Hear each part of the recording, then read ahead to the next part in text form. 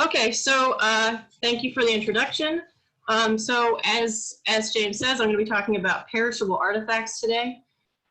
So I focus on hunter-gatherers, and as we know, especially in when we're talking about sites in the desert west, hunter-gatherers normally what we find are durable materials like arrow points or scrapers, sometimes monos and metates, depending on the culture.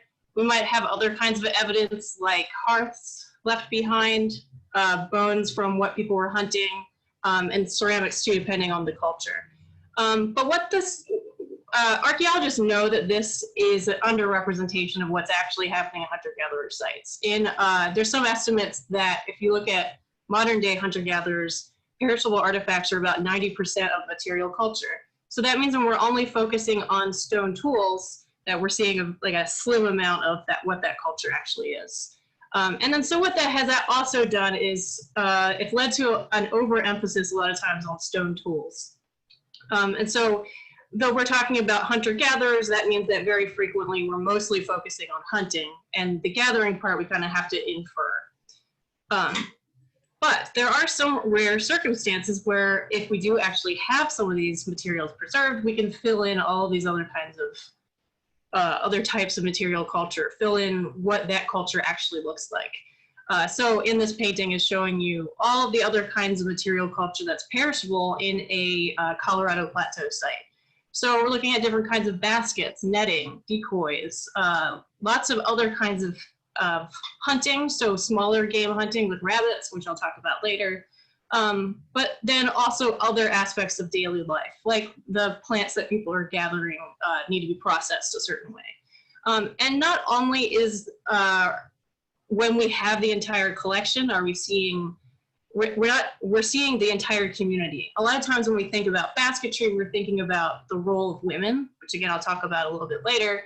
But when you have the entire collection, then you can look at not just men versus women, but you can also talk about all members of the society. Because when we're talking about hunting and gathering, focusing on stone tools, frequently what we're focusing on are able-bodied young men who are hunting. But we know about all communities, there's many more age grades of people within that community as well. So that's the type of material that I'm going to be talking about today. So what are perishable artifacts? They essentially are materials that don't preserve very well. A lot of times in hunter-gatherer archaeology, like I said, we're talking about stone, bone, and ceramics. But there's lots of other things that are generally made out of plants, but also animal skins and things like that too. Sometimes people refer to bone tools as perishable too, depending on the context. It's the reason why we don't frequently focus on perishables is because of how rare they are. If you just think about, for instance, everything that you own, if you can imagine the past where not everything was synthetic. If you were to put anything that is organic outside in East Texas, where I am, it wouldn't last for very long, maybe a month or so, but it would disappear pretty quickly after a time. And if you can project that into thinking about how 10,000 years, there's definitely going to be nothing left. So there are very specific circumstances where these materials can actually be preserved, and these are anaerobic environments. So these are some artifacts from the Ozette site, which is called North America's Pompeii. And it was essentially a indigenous village site that was completely consumed by a landslide, and so everything preserved. And this is how we were able to see how much material culture of hunter-gatherers in the past actually was perishable. So even every kind of bone, or every kind of piece of wood was preserved, netting, house structures, all these kinds of things. There's also more recently when there's some glaciers that are melting, we'll have ice patches that will reveal some of these perishable materials that are quickly coming out of glaciers. Urtzi the Iceman is a famous example of this too. He was preserved from a frozen context, and so very rarely we can find perishables that way as well. Primarily in North America, when we're talking about perishable artifacts, a lot of times they're coming out of dry caves and rock shelters, which is what I will mostly be focusing on today. But also, if you come across research about perishable artifacts, some of the really, really old stuff that's over 30,000 years old, approaching 50,000 years old. A lot of times those aren't actual, the physical perishable artifact is secondary evidence of it, so impressions. And so this stuff doesn't last for very long, but we do still have evidence of people using these materials throughout antiquity. If not just the physical objects, at least evidence of that physical object. So what I'm trying to do is illustrate how complex of a material culture this is. When we think about stone tools, it is more of a reductive method. So you have your stone that you selected, and you slowly chip things away from it, or quickly actually chip flakes off of it, and then you end up with your usable tool that then you apply other kinds of like hafting materials and things like this. But when we're talking about perishable artifacts, they're generally additive in nature. And so then that means that you have a lot of different component parts that go into it. So I'm going to emphasize how complex the perishable artifacts are by just talking about all the different decisions that go into making baskets and cordage. So that's what I'm mostly going to be focusing on, is coiled basketry and cordage, because that is what most of my research is on. So it's going to be heavily weighted toward my research. So since these are hunter-gatherer groups, they're very well aware of the environment that they live in. There's the useful materials for making cordage and basketry would be things like willow or dogbane or milkweed.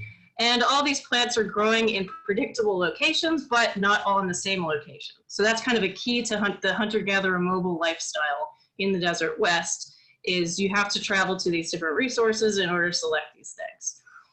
And so that it not only applies to food, but also plants that were used for making these materials. So this would involve traveling sometimes very long distances. You may have taken your entire family with you. And other aspects to consider are that when we think about hunter-gatherers living in the natural environment, we often have this image of people living out in the wilderness. But in actuality, Native Americans and other indigenous people were very well aware of their environment. They had a relationship with the environment that they essentially were maintaining the environment rather than always coming to it anew. So this means that there were there's a lot of maintenance that was occurring in the past. Most of this comes from more contemporary literature, but talking about maintenance of plants. So if a person were to want to gather willow, for instance, you would go to a stream bed where you know willow is growing. You would harvest what you find the perfect shape for your basket. But you wouldn't necessarily always go to a different place. And the willow, if you do certain things to it, might grow better. So if you were to trim it back every year, for instance, when it grows new shoots, those shoots will be straighter. And in other parts of the Pacific Northwest, for instance, where people are using roots, a lot of times people will dig out the gravels in the ground so that the plant can grow more straight. And so again, they're kind of preparing the plant in the wild for how they'll eventually gather it years later. And other things like fire management, controlled burning, so burning down grasses and things like this so that they grow well in the future, are all things that we're really thinking about now too in our culture as well. This idea of controlled burning and how much we should maintain the environment to keep it growing naturally.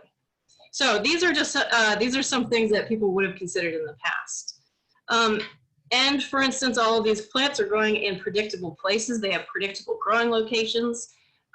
Somebody who wanted to have an entire collection of netting and different cordage for everyday purposes and all kinds of different basketry would need to access lots of different kinds of plants. All these plants grow in different places. They may have all had to have been gathered at different times of the year. And so people would have been traveling up and down mountainsides. This is kind of a cross-section of a Utah mountain, about where all these plants would have been growing.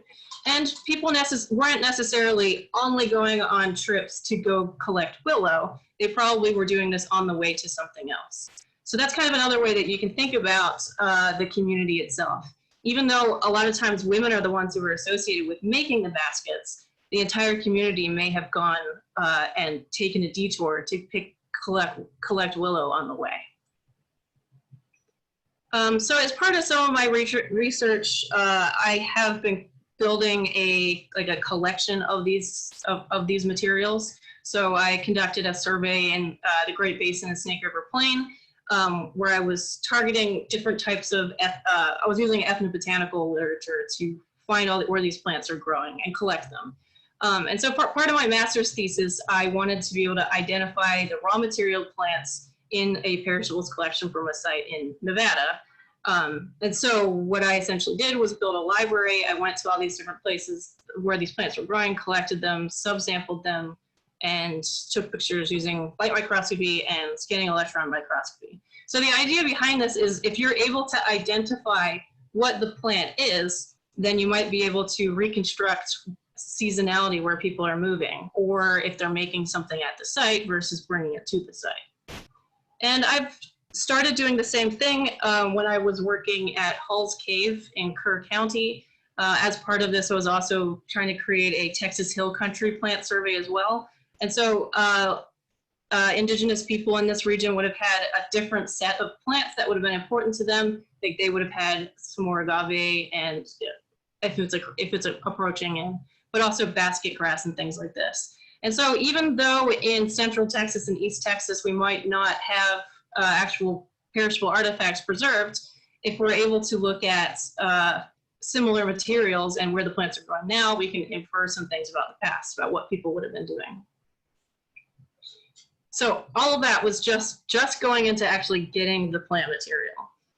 So we haven't even started making the actual artifact yet. And so that next step would be preparation. So after you've gone and gotten all these materials, brought them back to a home base, then you go through lots of different stages of scraping off the bark, shredding the outer bark and scraping it off, trying to remove the inner fibers if you are using milkweed or something like this, sizing them, trimming it, scraping, all kinds of other activities that would take a very long time to do, but are really necessary in order to have enough material to be able to make a basket or a netting, for instance.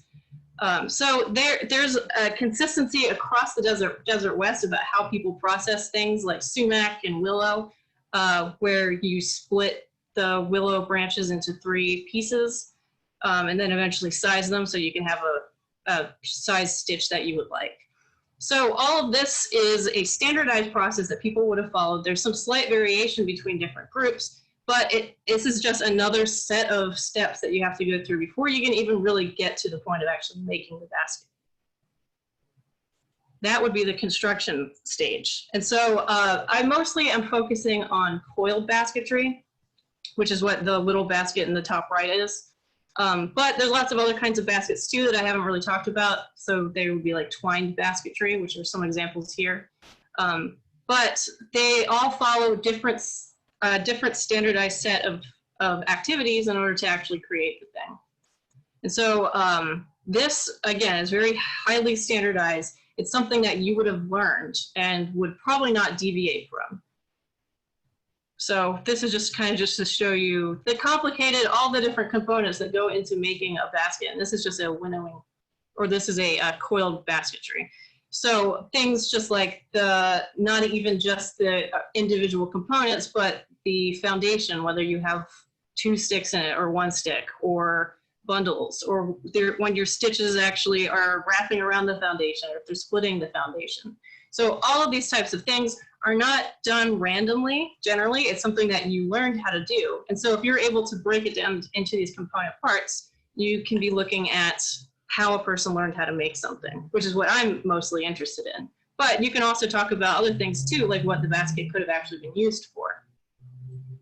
Oh, and then I just wanted to also emphasize how long it can take to make a water basket, 100 to 200 hours. So if you think about how much shorter it is to make an arrow point, for instance, you can see why a basket might end up being a lot more valuable to a person. And you might want to repair it more just because of how long it took to make it.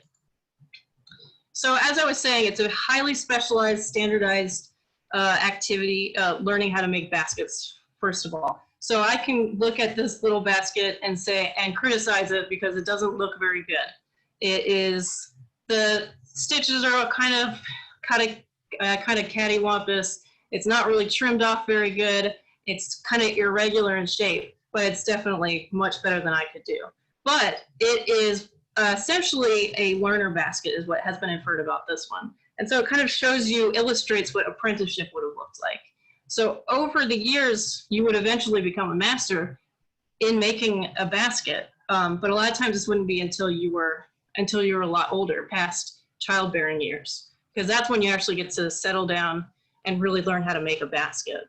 But all women would have known or have been instructed on how to make a basket, but there probably would have been some specialization.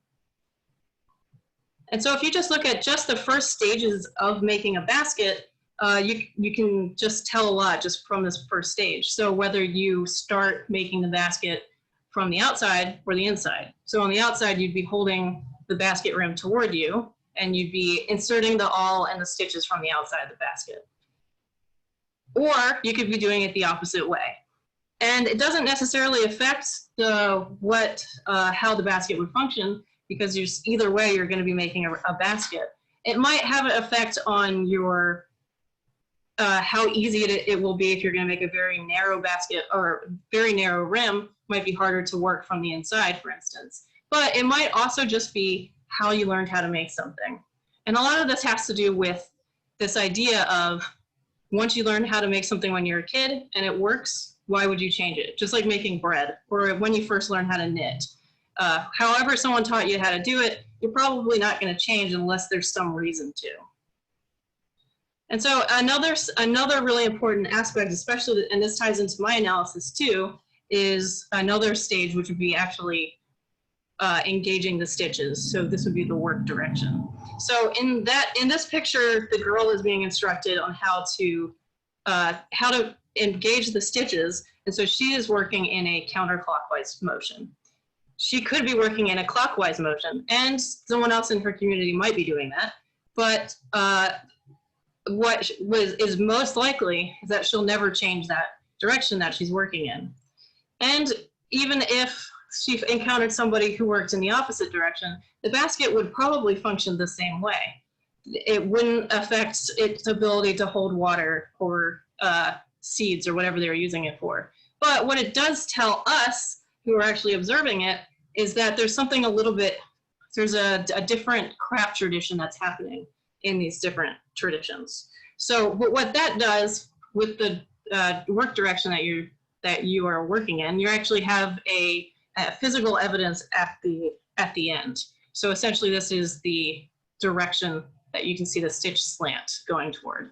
So a person who made a basket would look at that and it would just look probably normal. It's just that's the stitch slant. But to archaeologists who wants to look at craft traditions, for instance, it can become very interesting just to this one direction that people are working in.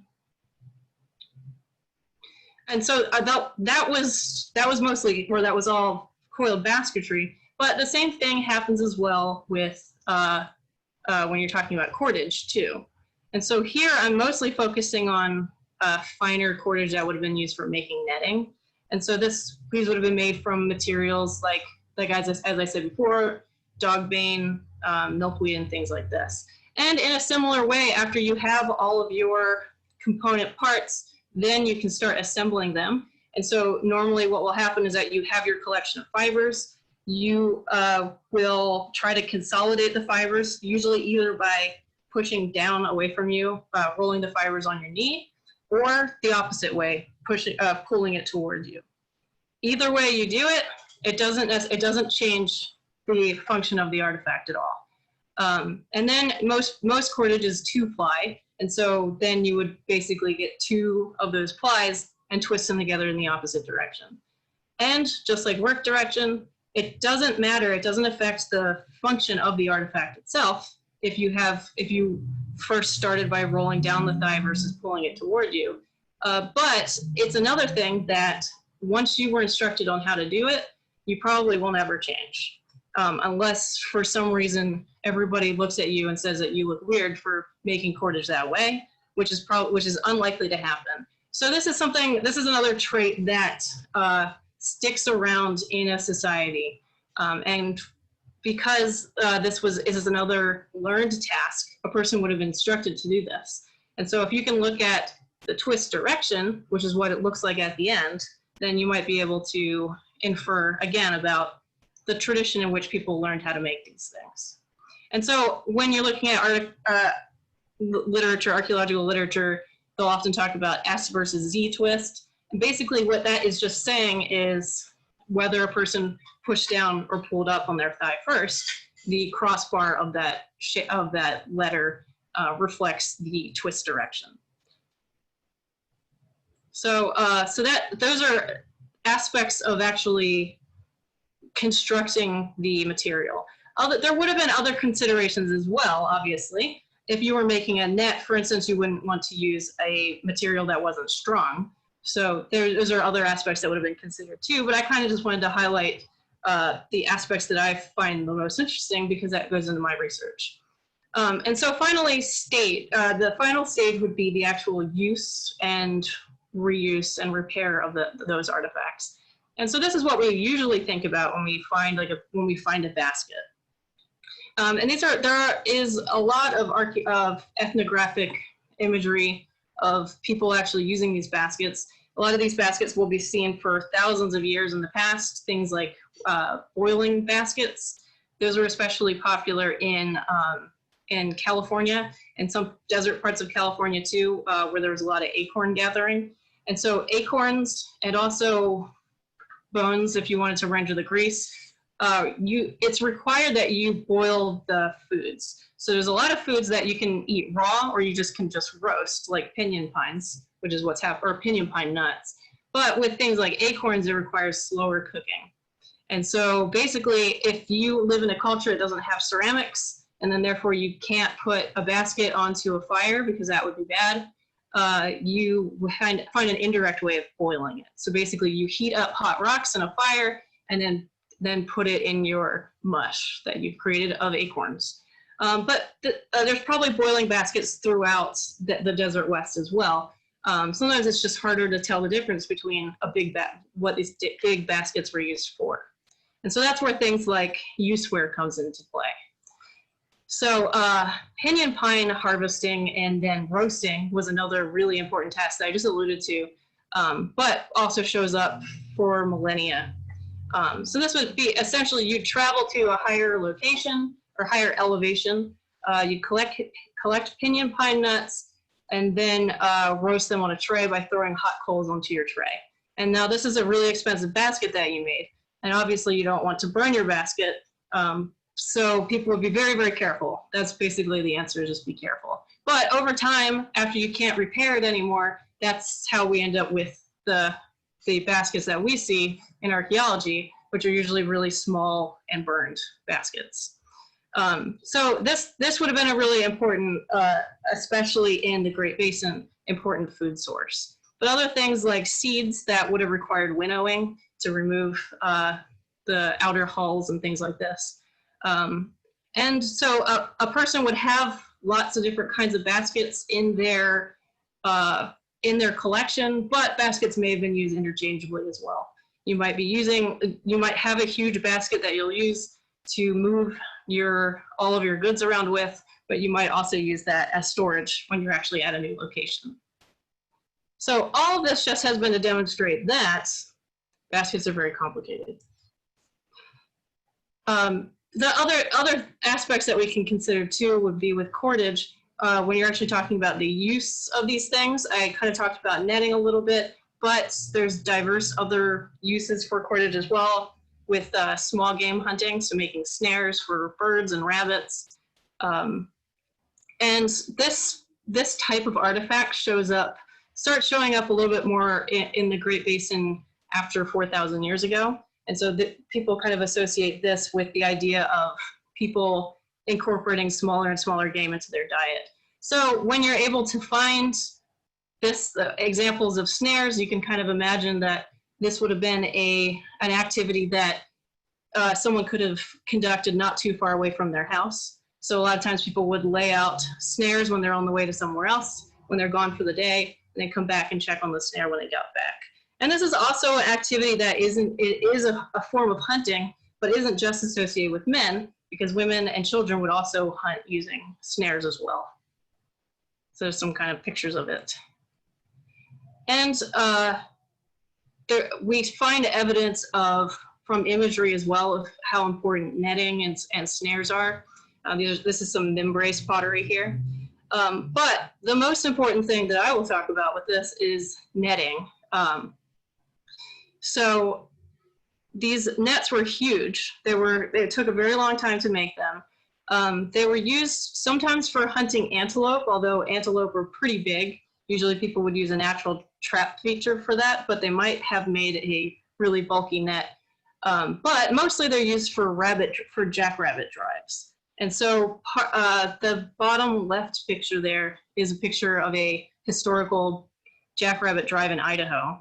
And so pioneers were doing this too, European pioneers, where basically you get some years where there's lots of jackrabbits and you can round them up. And so basically people would construct these very long nets, lay them across a certain area in the desert, and then the whole community would go out and scare all the jackrabbits they could, scare them toward the nets, and then everyone would go and club the rabbits, and then you have lots of dead rabbits.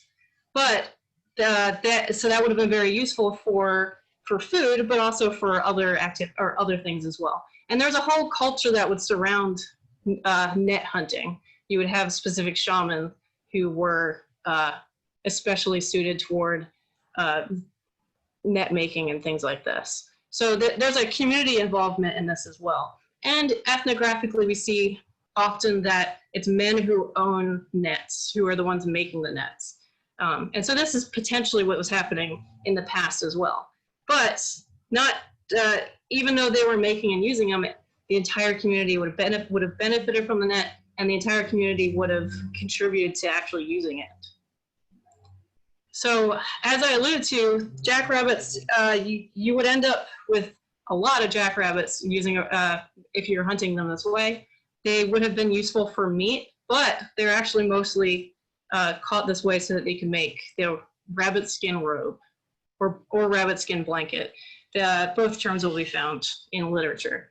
And so this was a type of clothing. It's the most distinct type of clothing that show up in the Great Basin, the Southwest, the Idaho, the Snake River Plain, parts of California as well. That top snowy picture there is the Washoe. And so all of these, this entire region has very cold winters, even though they are the desert.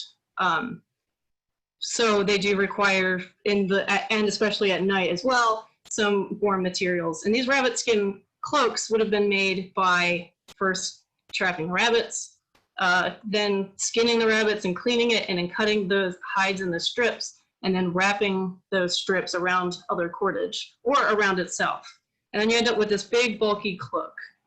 And so there have actually been thermal studies on these cloaks too, and they're found to be as warm as competitive brand winter coats and things like this. But you see this artifact in the past, you see it for thousands of years into the past, but then you also found people using it ethnographically as well, even when there were other materials available to them. So there's another whole stage of manufacture that just goes into making this one type of artifact. So that has kind of, this part has just been kind of showing you that you can look at not just who was using the material, but also all the stages that go into actually building this artifact. And it's not just focused on one individual, you're focusing on the entire community this way. So this will lead into some of my own research.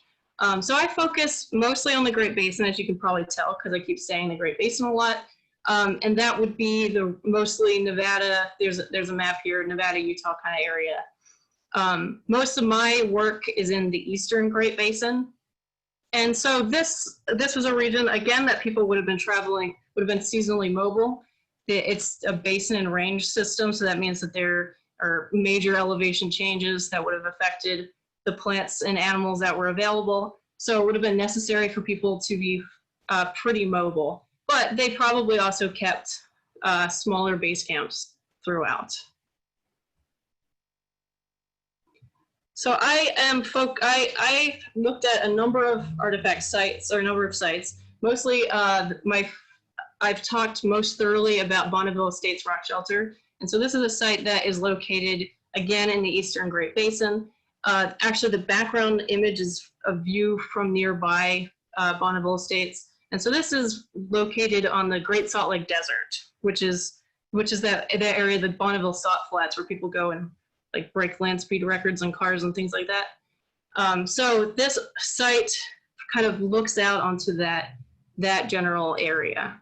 And so this was a huge site. It was occupied for at least 13,000 years. We don't have perishables that go back quite that far, but we do have some perishables that are from the late Pleistocene, but early Holocene as well.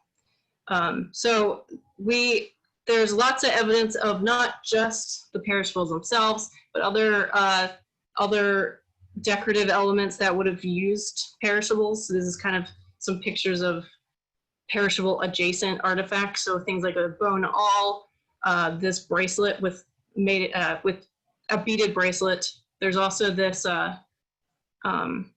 it's a dew claw rattle, which might be a religious object or an object that would be associated with not just hunting and gathering, but some other kind of activity, and other kinds of beads and things like this. As part of this, since I'm looking at those different stages, I was trying to see if I could identify whether people were actually making the artifacts at the site. And so I went through a lot of the paleoecological collections and found some evidence of some of these early stages that I was talking about, where people were isolating the fibers or scraping off bark and things like this. So it does seem like people were actually making the artifacts at the site. So even though I can't necessarily say where they were getting the plants from, I can say that there were all kinds of stages that were happening at the site.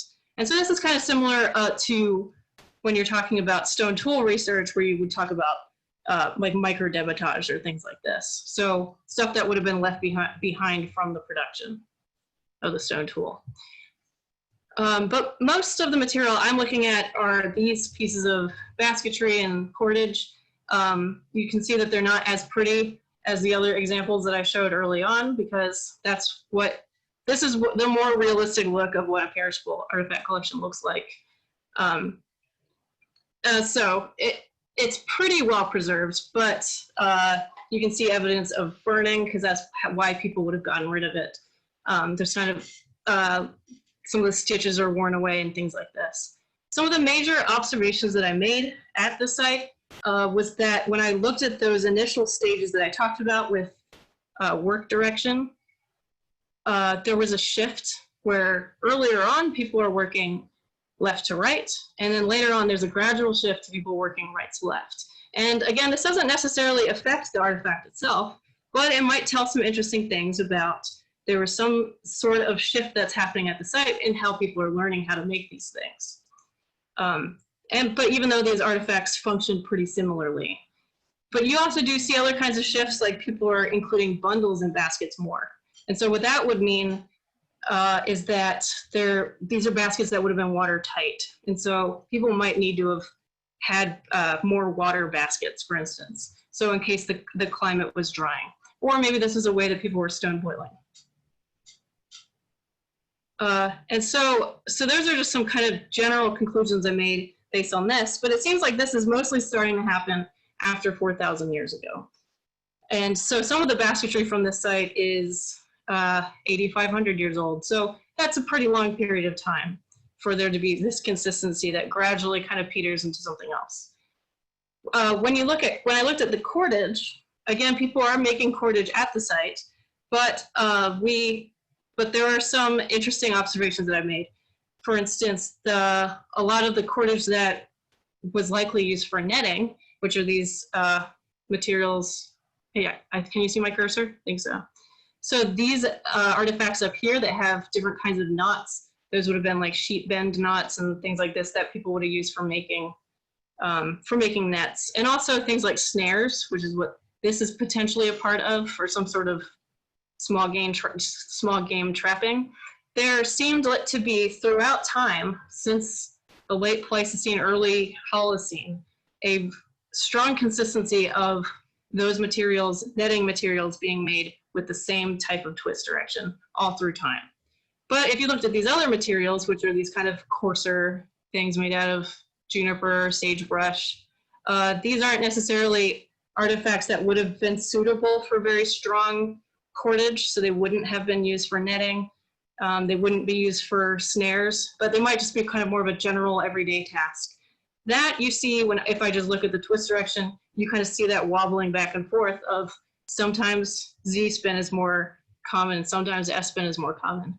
So what that tells me is that there's some sort of consistency that's happening with the craft tradition of people making netting, but that's not necessarily happening with the people who are making the rest of the cordage.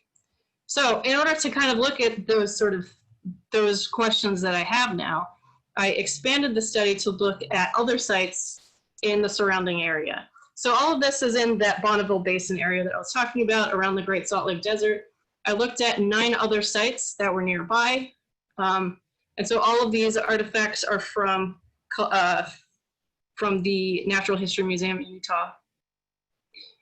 So that's a lot of these sites were excavated in the 30s through the 60s. They were excavated at a time when people didn't really realize how you're supposed to collect artifacts, especially perishable artifacts that are so fragile. A lot of times they were like painted over with some kind of varnish or something like that. A lot of times they were kind of the leftovers from having been looted, which is unfortunate. But then also a lot of times people just didn't know what to do with really small fragments. So these tiny fragments over here from swallow shelter, for instance. But now modern day research, we're able to find other kinds of, address some of these questions that I was mentioning earlier. So in all of these sites, I'm focusing more in the more recent past. I know that 4,500 years is still a pretty long period of time, but when you're looking at it from a Paleo-Indian level, it's pretty narrow time period. But what I see are very similar types of baskets and types of cordage throughout the entire region. People are doing some very similar things. Even though people would have been traveling to these different sites, they may have been doing so at different times of the year. There were likely multiple different family groups in the same region that would have known each other, would have been traveling around potentially together. So you would expect there to be some similarity because, again, people are operating within a craft tradition about how they learned how to make these things. And so what I found was that in terms of what the artifacts were functioning as, there is a lot of similarity. People are still doing, they're still parching seeds. They still need to carry water. They still have nets. But there are some changes that are starting to occur at this time period that are reflective of perhaps different craft traditions showing up. But interestingly, netting stays the same, just like I saw at Bonneville Estates. So there still seems to be this one craft tradition for making netting, but basketry has all these other kinds of activities that are happening, all different ways that people are learning how to make these things. So what does this mean? So I can look to historical events, for instance.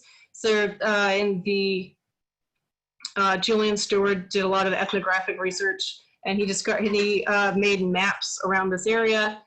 Tribes were living in a similar way back then, so I can look to these maps, and people were congregating for rabbit drives and antelope drives, like I was talking about, a lot of times around these same sites. So people were practicing activities similarly recently as they were in the past. And when I looked to those events as well, or accounts, what I found is that men are usually the ones that are making the netting, sometimes the snares.